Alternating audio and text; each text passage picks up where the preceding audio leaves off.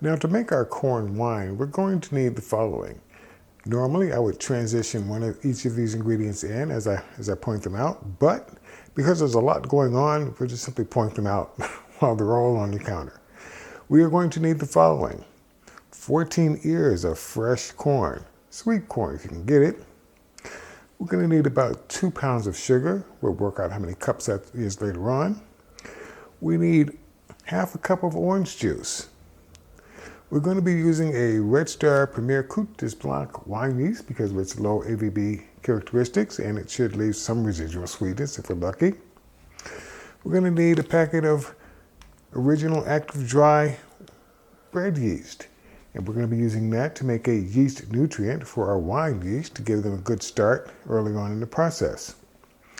We're going to need 1 black tea bag, which is going to provide some tannin to our wine, or a little bit of astringency in the back end. We're going to need about a handful of raisins. Again, handful, doesn't matter, just some raisins. We are going to need, on the other side, a gallon of clean filtered water. It would be helpful if we had a wide mouth fermenter so that we can actually put in some of our corn cobs later on for a bit.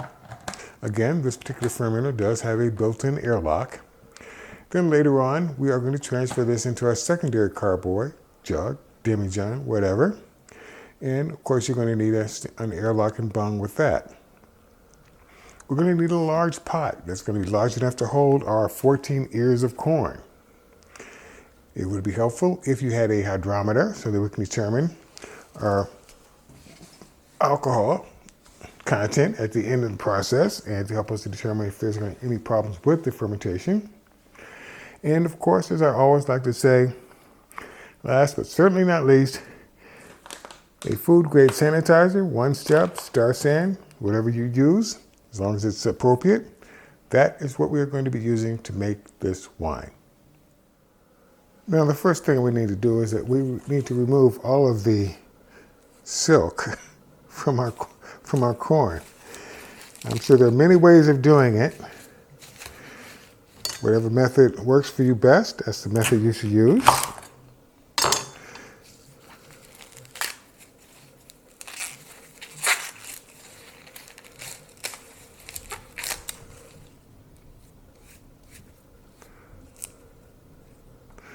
But the trick is to try and remove just as many of these fine hairs of silk as possible. I'm not going to go through the laborious process of showing you how I do it on film, but let's just be honest, this will get done for this and all the rest of these. All right, and so far as I'm concerned, good enough. Now then, let's get these into a pot.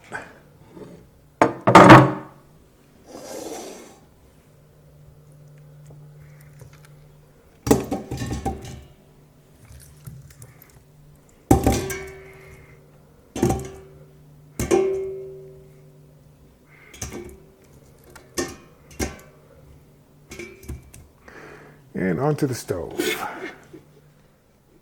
Now, while we're around our stove area, we might as well go ahead and give our raisins a nice, good, rough chop.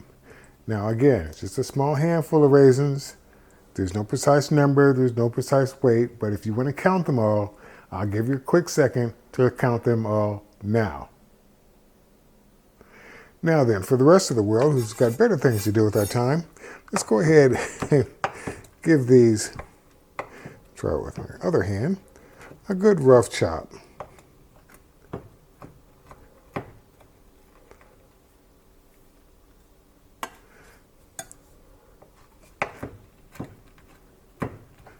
Raisins are to give a little bit of added flavor and a little bit of extra body to our wine. And we'll just get those ready because we're going to add those to our pot shortly. Now in our small pot, we're going to have a couple of things going on at the same time. We're going to pour in a little bit of our water well, I don't know, half a cup-ish ought to do it. Doesn't really matter because most of the water is already going to go into the pot.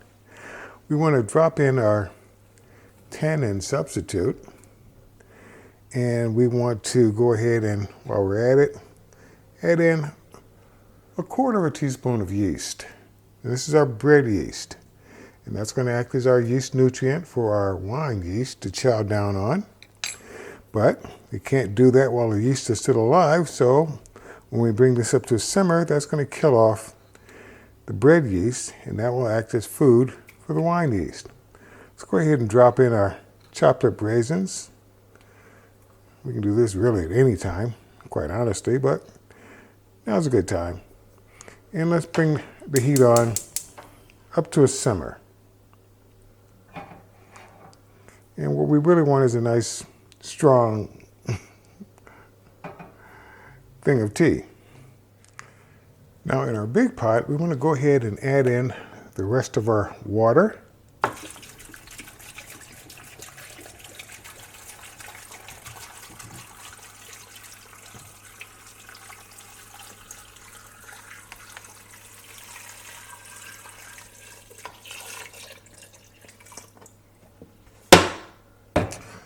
And we want to go ahead and turn the heat up on high for this one. Now, since I no longer have the lid for this pot, that will work just as well.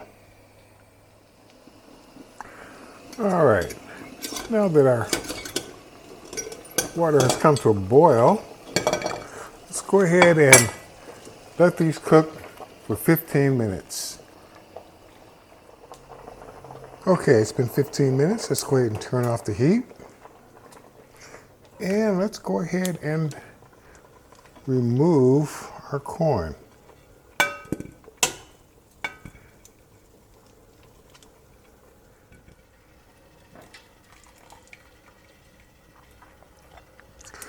All right, with our corn removed, we are going to do a couple of things. One, we are going to add in our 3½ cups of sugar. If you're wondering where 2 pounds of sugar comes close to, 3½ cups. And we want to go ahead and give that a good stir. Let's go ahead and incorporate that.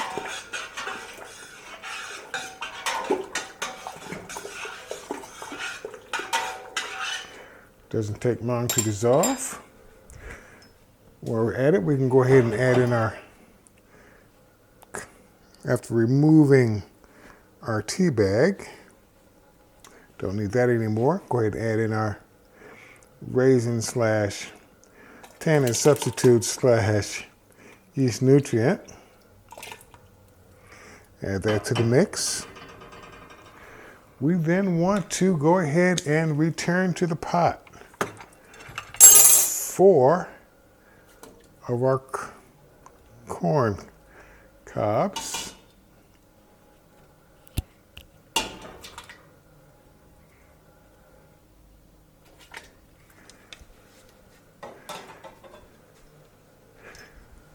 We then also want to, move the light here a little bit because I'm going to need another plate.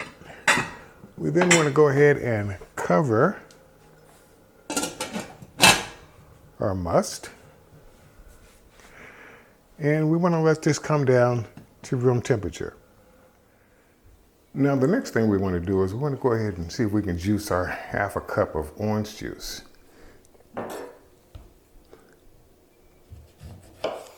Ooh, this looks like some pretty juicy oranges. Let's see how lucky I get with just one.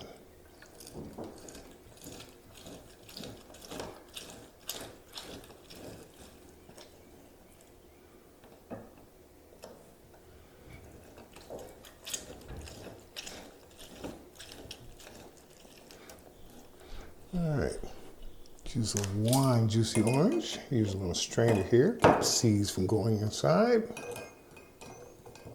Get out of there.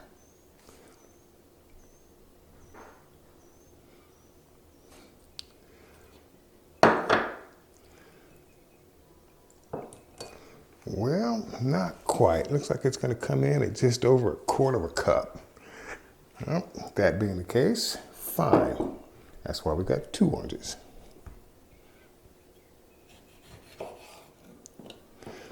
All right, let's go ahead and add that to the mix, which already is half a cup. A little extra won't hurt. Now, if anyone is thinking about, well, can I just use already squeezed orange juice from a container? Well, yeah, make sure your wine, you make it your way. Now then, let's take our lid off our corn. Let's go ahead and remove those 4 corn cobs that we put in the day before. They're no longer needed.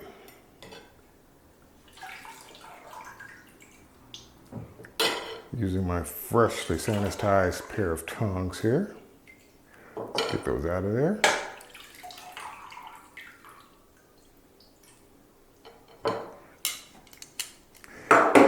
And let's go ahead and incorporate our orange juice. Again, giving it a nice little stir with our freshly sanitized utensil here.